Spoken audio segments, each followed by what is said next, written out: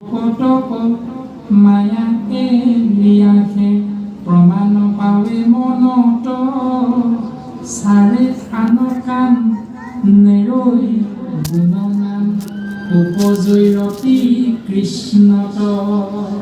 যিদিনাই শৰণ লওঁগে, শৰণ লোৱাৰ লগে লগে আমি সেই উপদেশটো প্ৰত্যেক দিনাই পালন কৰোঁ। বাকীখিনি লাহে লাহে আমাৰ পাছলৈ সতি সতি গৈ থাকে। এইৰামে হেন বা বুলিবা বিষয় লোকৰ আছে দম্ভ অহংকাৰ শিষ বৰ কেনে শৈদেক কৃষ্ণত ভকতি অব্যভিচাৰ। তোমাৰ মনত হয়তো প্ৰশ্ন হৈ যাব পাৰে যে বিষয় লোকৰ দম্ভ অহংকাৰটো থাকেই, তেওঁলোকে কৃষ্ণত কেনেকৈ অব্যভিচাৰ ভক্তি কৰিব পাৰিব? এই ৰামে নেৰাই মৃত্যু ভয় হেনবা সংশয় কৰিবা তুমি নৃপতি। শুনিও মহন্ত ইহাৰ সিদ্ধান্ত তোমাক কহো সম্প্ৰতি।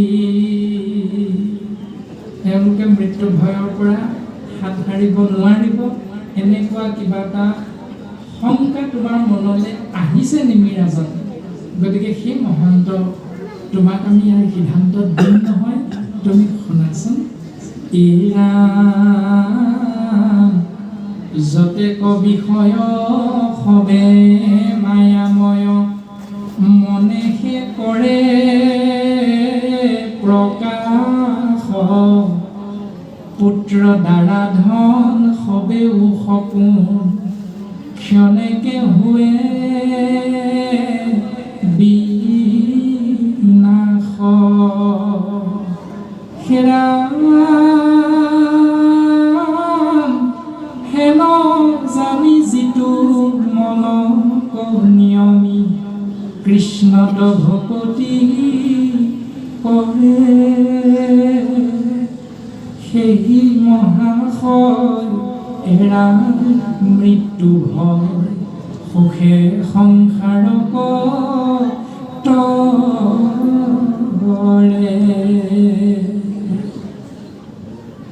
পুত্ৰ দ্বাৰা ধন সবেও সপোন ক্ষণেকে হুৱে বিনাশ।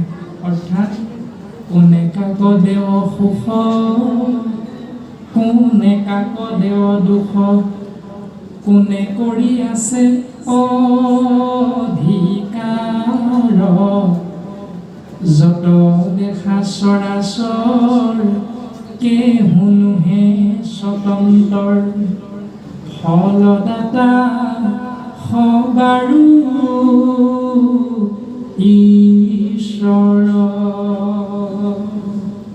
যি পুত্ৰৰ কাৰণে, যি কন্যাৰ কাৰণে পঢ়কৈ পঢ়াই শুনাই ডাঙৰ মানুহ কৰিলোঁ, ডাক্তৰ ইঞ্জিনিয়াৰ কৰিলোঁ, সেই পুত্ৰৰ সুখত অৰ্থাৎ পুত্ৰ জন্ম হওঁতে আনন্দ কৰিছিলোঁ, কিন্তু সেই পুত্ৰই যেতিয়া পঢ়ি শুনি ডাঙৰ মানুহ হৈ দিল্লী আমেৰিকা আদিত গৈ যেতিয়া চাকৰি কৰি থাকিব, তেতিয়া আপুনি বা সুখ পালে দুখ পাওঁতে?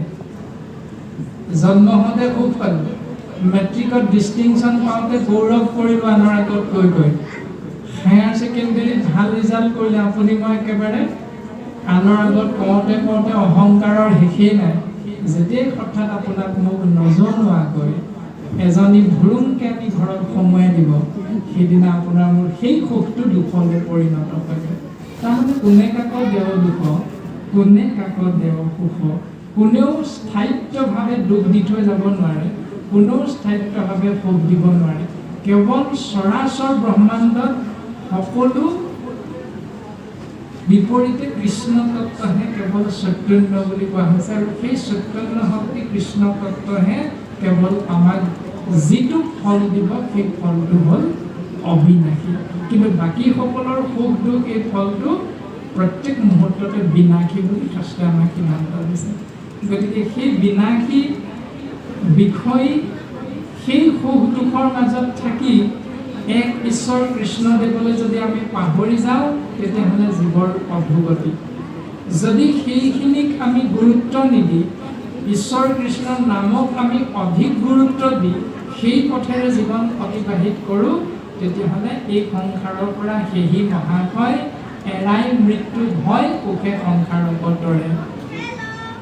সন্তানটিৰ বাবে পাহাৰ সদৃশ সম্পত্তি এৰি থৈ যোৱাতকৈ, বেংক বেলেঞ্চটো বঢ়াই থৈ যোৱাতকৈ সন্তানটোকে যদি সম্পত্তি কৰি গঢ়িবলৈ চেষ্টা কৰোঁ, তেতিয়াহ'লে আমি সেই সম্পত্তিটো গঢ়া হ'ল, সেই সম্পত্তিৰ দ্বাৰা সমাজৰো কল্যাণ সাধন হ'ল আৰু আমিও সমস্তই কৃষ্ণৰ কৃপাধন্য হৈ ভকতৰ আশীৰ্বাদ হৈ ভকতৰ সংগত থাকি কৃষ্ণ নাম আশ্ৰয় কৰাৰ বাবে আমি সংসাৰৰ পৰা অব্যভিচাৰ ভক্তিৰ জৰিয়তে পৰম গতি লাভ কৰিব পাৰিম। এই ৰামে পাছে নৃপবৰ পৰম দুষ্কৰ শুনিলা কৰ্ম ভকতি যোগীৰো বিষৰ মনক নিয়ম কৰিবে কাৰো শকতি ৰাম মাথে চপৰাই গুণে নিমিৰাই নপাইলো সংসাৰ পাৰ সাখী কবি সিদ্ধে বুলন্ত নৃপতি চিন্তা কৰা পৰিহাৰ কৃষ্ণক নিশ্চয় কৰিব হৃদয় যেবে বাক্য শুনা মোৰ সুদৃঢ় বিশ্বাসে আতিয় প্ৰয়াসে তৰিবা সংসাৰ ঘূৰ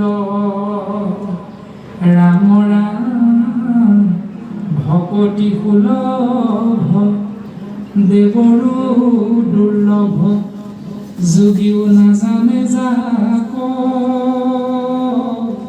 সুগম ভকতি পথ যিটো আদি বেকত কৰিব তাক।